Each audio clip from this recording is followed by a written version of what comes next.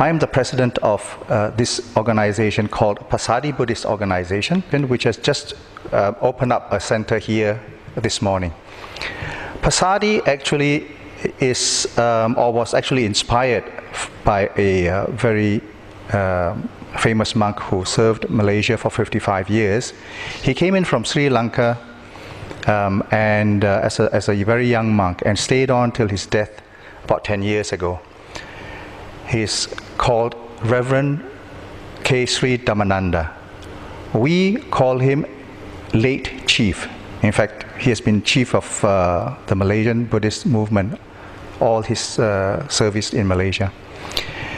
He was a very inspirational monk. He did many things in terms of propagation of Buddhism, as well as the compassionate works that he did, and he touched many lives. And at the same time, he was a prolific writer. He wrote many books.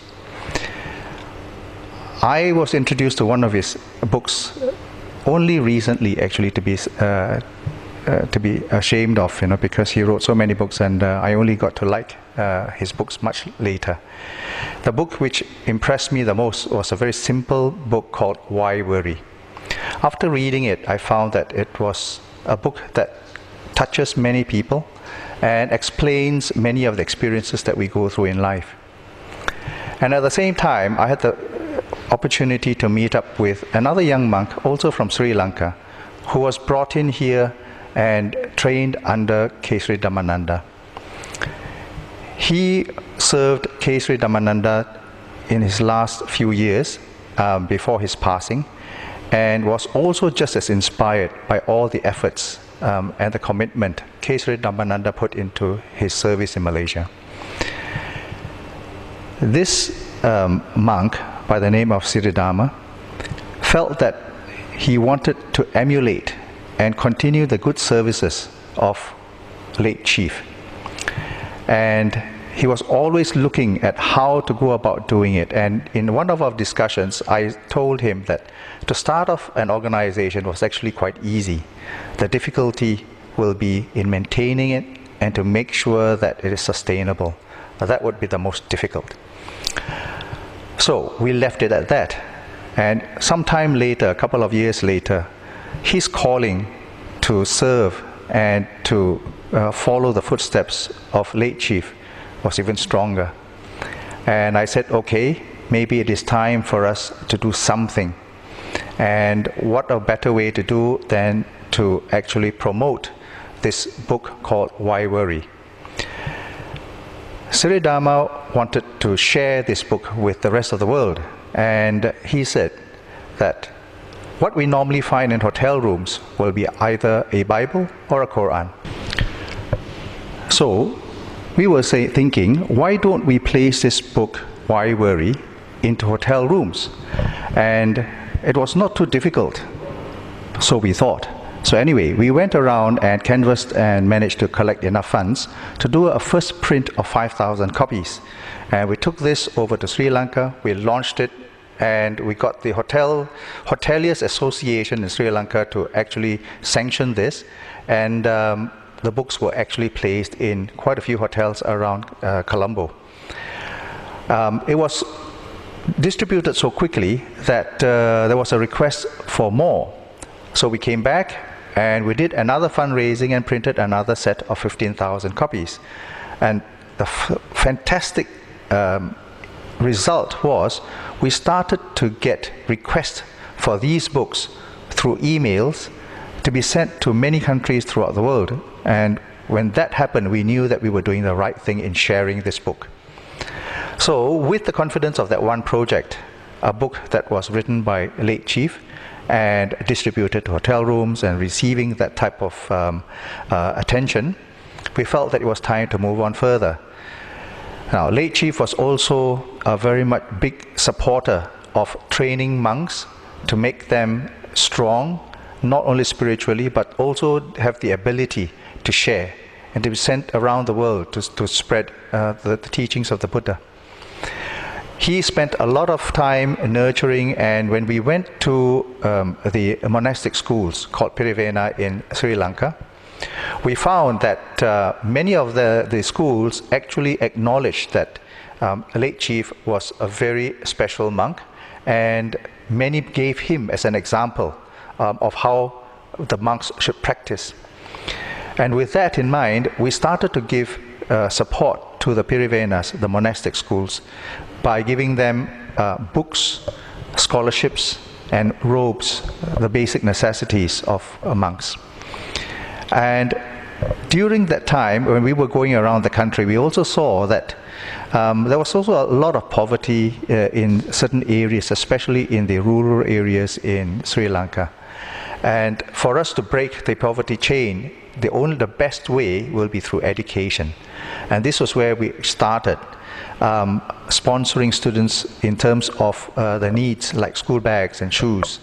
And for me, my pet project was actually to start memorial libraries where we actually put in books that are in English in these libraries, and we created programs to entice students to come into the library, participate in the programs, and at the same time learn the use of the language.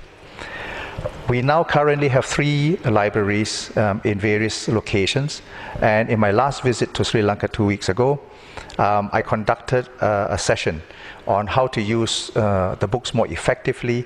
But now, because changing times, we cannot only rely on physical copies of books, we also need to have to keep up with the times, and we need to have computers, we need to have internet connections, and this is where perhaps if anyone who is seeing this or listening to this has got aspirations to share and to make a difference, contribute to us, and we will reach out, because we have already placed our libraries in the rural areas, and I hope to be able to create more. But we need to not only put in physical books, we also need to put in programs to bring them into the libraries. Otherwise, the libraries will be just a room with a collection of books. So I believe that we need to do interesting programs to encourage the usage of the library, and we need to keep up with the times. And what we need at the moment will be hardware. We are able to source for software because of the ease of internet connections, etc. But we really need hardware. And if, like I said, if there are people who have got aspirations, do come in.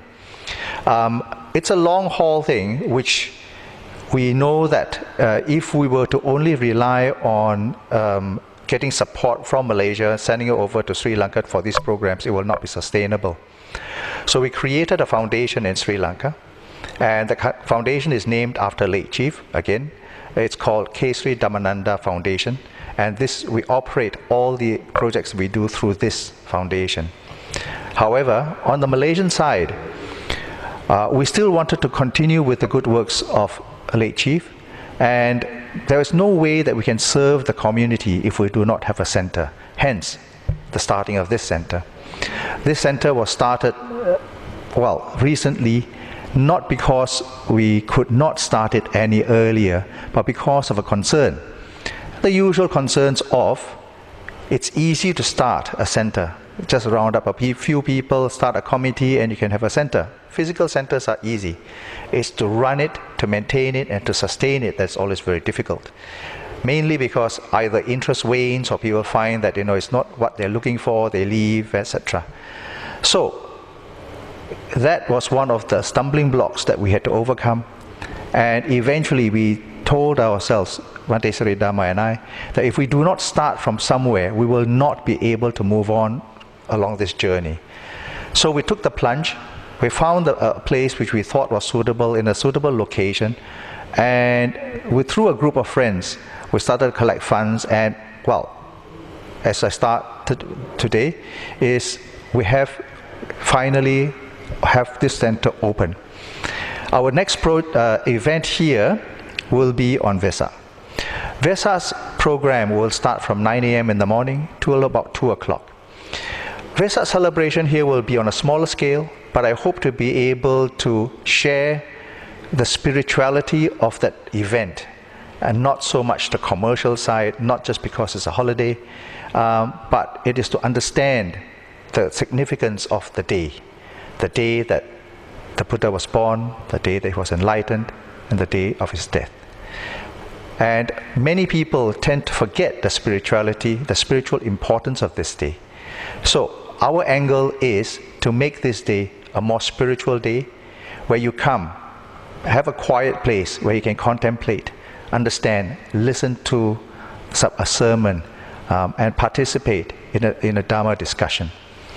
So we hope that through this, we will get devotees who have a preference for this type of celebration rather than a celebration that more party-like type, which is not what it is meant to be. So anyway, if there are people who have this leanings or these aspirations, come to this center.